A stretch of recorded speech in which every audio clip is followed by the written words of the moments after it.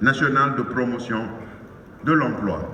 Cette initiative vient renforcer les efforts consentis par l'État du Sénégal pour l'élargissement de l'accès, le développement et la modernisation de l'offre de formation pour l'employabilité des jeunes à travers la formation. Mesdames, Messieurs, chers parrains, la présente cérémonie revêt un double intérêt. Premièrement, elle regroupe des promotions de 2019 à 2023, soit près de 800 récipiendaires, diplômés d'État, dont 300 de l'École nationale. Deuxièmement, elle a l'avantage d'intervenir dans un contexte de lancement de plusieurs projets d'ouverture de nouveaux réceptifs hôteliers et de concrétiser le positionnement de Dakar par rapport au tourisme d'affaires. Comme vous pouvez le constater, de nombreuses structures publiques ou privées qui dispensent des formations dans tous les domaines, soit à travers les formations courtes destinées à une immersion immédiate dans le monde du travail, soit à travers des formations plus longues, autres que le BTS et le BEP. C'est l'occasion de féliciter et de remercier vos brillants formateurs et encadreurs, ainsi que les différents administrateurs pour le travail abattu. Cependant, force est de constater que les formations supérieures devront faire face au processus d'harmonisation des diplômes entre l'université et l'établissement qui forme les BTS. Il est évident que nous voulons améliorer davantage la notoriété internationale de notre offre touristique. La recherche permanente de l'excellence et de la performance doivent consacrer de profondes mutations de l'outil de formation en adéquation avec les exigences du marché de l'emploi et des standards internationaux. Chers récipiendaires, cette journée marque pour vous et pour chacun le couronnement de 2 ans d'études et de sacrifices pour les uns et de 3 ans pour les autres. Les enseignements spécialisés que vous avez suivis et les stages effectués vous ont conduit à découvrir le fonctionnement et l'évolution de la gestion hôtelière, de la restauration, du tourisme et des agences de voyage. À l'aube de votre carrière, je vous exhorte d'associer en toutes circonstances à votre pratique professionnelle les règles de courtoisie et le respect de l'éthique entrepreneuriale. Le respect des personnes et de la clientèle, mais aussi de l'environnement que les entreprises doivent désormais avoir à cœur de protéger pour la promotion du tourisme durable. Je vous adresse une nouvelle fois toutes mes félicitations pour votre réussite individuelle et collective.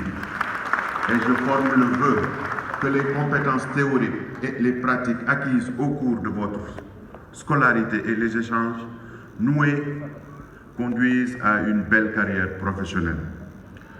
Je voudrais également rendre un hommage mérité à vos parents pour les investissements réalisés pour faciliter votre formation professionnelle et une carrière réussie.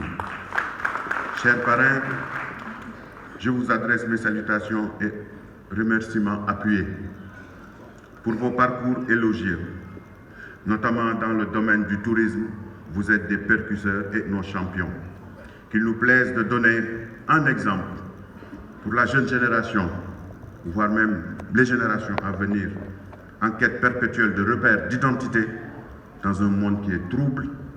Soyez remerciés après pour avoir accepté d'honorer de votre présence ou de vous faire représenter. Je voudrais saisir l'occasion aussi pour saluer votre leadership incontestable. Vous êtes nos champions, vous êtes une référence pour la jeunesse et pour la jeune génération. Chers parents d'élèves, il ne me reste qu'à conclure mon propos. À ce propos, j'adresse mes félicitations pour la bonne organisation de cette cérémonie. Ça, c'était la partie officielle. J'ai tenu à être ici parce que tout simplement, moi aussi j'ai vécu des moments pareils. J'ai tenu à être ici parce que c'était une opportunité de rendre la monnaie ou de renvoyer l'ascenseur. Il y a de cela 20 ans ou 21 ans, j'étais dans les mêmes conditions.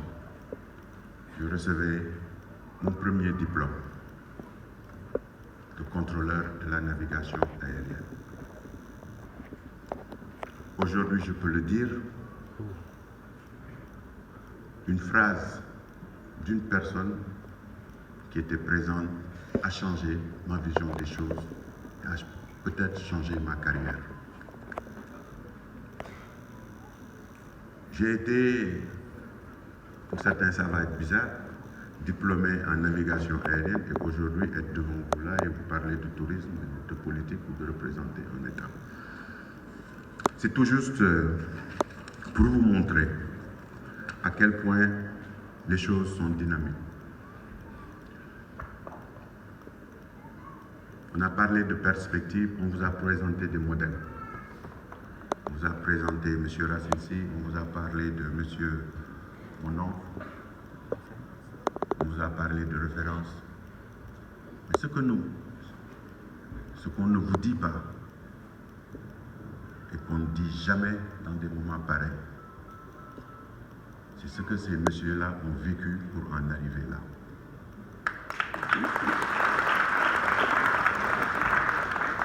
Ce qu'on ne dit pas d'habitude, dans ces moments-là, c'est les efforts, les sacrifices, les circonstances difficiles, les épreuves qu'ils ont endurées avant d'en arriver là.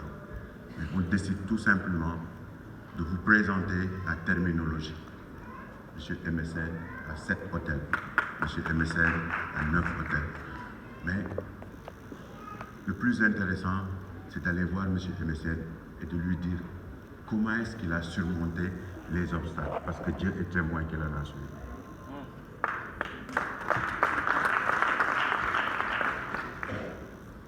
Ce n'est pas la finalité qui importe. C'est le moment d'être fort. Rien ne vous sera donné, rien du tout. Vous débutez, vous posez le premier pas dans un monde très difficile, où vous avez eu la chance, parmi tant d'autres, d'avoir un papier qui peut matérialiser vos connaissances. C'est un début. Le reste sera très difficile.